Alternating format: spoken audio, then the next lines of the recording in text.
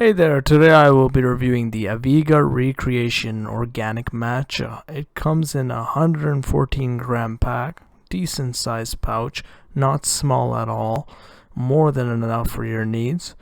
Also, moreover, it is made in Japan, directly imported from Japan. And it has many health benefits, as you can see. And I would definitely want to show you what's inside the pack as well. And here's a look again at the country, and inside the pack you can see the powder is very fine, but it is very nice quality. You can smell it as soon as you open the pack, and it's resealable. Here I am trying to show you how we make the tea. This is a bit too much. You should use less than that. Much less, because the power from this thing is so much. It comes right into your system.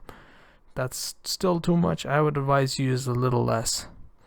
Pour some hot water, spin the spoon a little bit, shake it up. You can use a Japanese whisk as well. That would make it even better. Pour some more water.